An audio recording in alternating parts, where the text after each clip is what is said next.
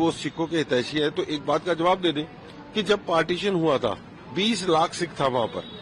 20 لاکھ سکھوں میں سے آج وہاں پر صرف 8,000 سکھ رہ گئے ہیں۔ اس طریقے کی باتیں کر کے اس دیش کے سکھوں کو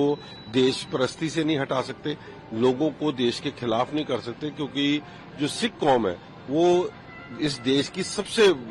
زیادہ میں کہہ سکتا ہوں ایک وطن پرست ہے۔ پاکستان کی آرمی کو یہ کہنا چاہتا ہوں، اس سے زیادہ گھٹیا آپ اور کیا کام کریں گے؟ پاکستان کا ایک بم آ کے ہمارے گردوارا صاحب کی باؤنڈری وال پہ پڑا، ہمارا ایک گردوارا صاحب نہیں، ہمارے 3 گردوارے صاحب کو انہوں نے ہٹ کیا ہے۔ پاکستان اس سے زیادہ بچکانی حرکت نہیں کر سکتا، اور جو یہ سٹیٹمنٹ دی جا رہی ہیں یہ ایک ہاسوہین سٹیٹمنٹس ہیں کہ بھارت کے ہتیشی ہونے کا جو وہ اپنے آپ کو دعویٰ کر رہا ہے، سکھوں کا ہتیشی ہونے کی بات کر رہے ہیں کہ اور دیش کے اندر جو ارجکتا پھیلانے کی بات کر رہے ہیں۔ میں سمجھتا ہوں کہ لوگوں کو بالکل گیان ہے کہ کس طریقے سے پاکستان جو ہے وہ ہندوستان کا 1 نمبر کا دشمن ہے، پنجاب کا دشمن ہے، اور کیونکہ پنجاب کی جوانی کو انہوں نے نشے میں ختم کیا، پہلے آتنکواد کے روپ میں اس کے وہاں پر خرابی کرتے رہے، اور ہر وقت پنجاب کے ہر موقع کے اوپر انہوں نے کوئی ایسا موقع نہیں چھوڑا جہاں پنجاب کے لوگوں کو خراب کرنے کی بات کی جائے۔ سو پاکستان سے ایسی باتوں کی امید رکھی جا سکتی ہے، پاکستان سے کوئی پیار کی محبت کی بات نہیں رکھی جا سکتی۔ وہ جب بھی منہ کھولیں گے کوئی نہ کوئی آگ برسانے والی بات کریں گے، اور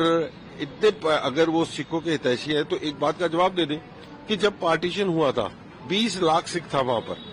20 لاکھ سکھوں میں سے آج وہاں پر صرف 8,000 سکھ رہ گئے ہیں، باقی کے سکھ آگے کنورٹ کر کے ان کو اوپر تہشتیں ڈال کے ان کو وہاں سے بھگا دیا گیا یا ان کو کنورٹ کر دیا گیا۔ سو یہ اس طریقے کی باتیں کر کے اس دیش کے سکھوں کو دیش پرستی سے نہیں ہٹا سکتے، لوگوں کو دیش کے خلاف نہیں کر سکتے، کیونکہ جو سکھ قوم ہے وہ اس دیش کی سب سے زیادہ میں کہہ سکتا ہوں ایک وطن پرست ہے، اور اس کے لیے ان کو کوئی گمراہ نہیں کر سکتا۔ بڑے افسوس کی بات ہے، یہ میں پاکستان کی آرمی کو یہ کہنا چاہتا ہوں، اس سے زیادہ گھٹیا آپ اور کیا کام کریں گے؟ میں خود گردوارا صاحب میں موجود تھا جس وقت ہمارا ایک جو ایکسیڈنٹ کیشیئر گردوارا صاحب کا ہے جو اس وقت شہید ہوا ہے، وہ سری اکھنڈ پاٹ صاحب کی ڈپٹی دے کے تو آ رہا تھا، تو اسی وقت کو 5 منٹ کے بعد 2 منٹ کے بعد وہ میرے سے باتیں کر رہا تھا۔ اتنے عرصے پاکستان کا ایک بم آ کے ہمارے گردوارا صاحب کی باؤنڈری وال پہ پڑا، اور وہ اس کے گھر کے ساتھ تھا، وہ وہاں پہ شہید ہو گیا۔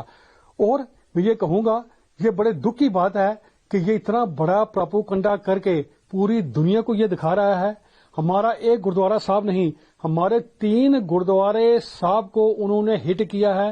گردوارا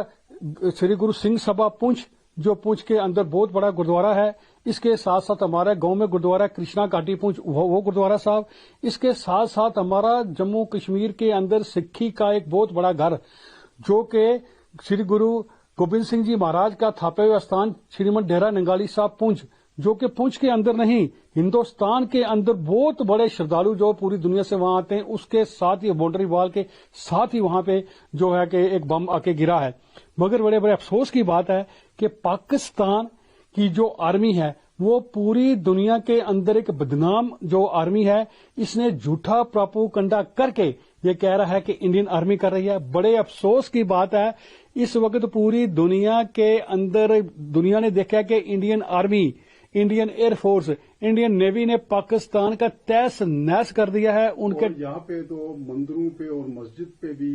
ان کے اٹیک ہوئے ہیں۔ سر میں یہ کہوں گا مندروں میں اٹیک ہوئے ہیں، مسجد پہ اٹیک ہوا ہے، اس کے ساتھ ساتھ یہاں پہ ہمارا ایک مدرسہ ہے، اس مدرسے پہ بھی جو ہے بم گرا ہے، وہاں کے مولانا صاحب کو بھی شہید کیا گیا ہے۔ یہ بہت بڑی بات ہے، یہ ایک بہت بڑا جھوٹا پراپوگنڈا جو پاکستان کر رہا ہے، اس کے پراپوگنڈے پہ یقین نہیں کرنا۔ ہمارے جو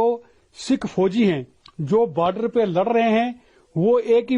نعرہ لگاتے ہیں، واحد گرو جی کا خالصہ اور واحد گرو جی کی فتح کر کے دشمن کا منہ توڑ جواب دے رہے ہیں۔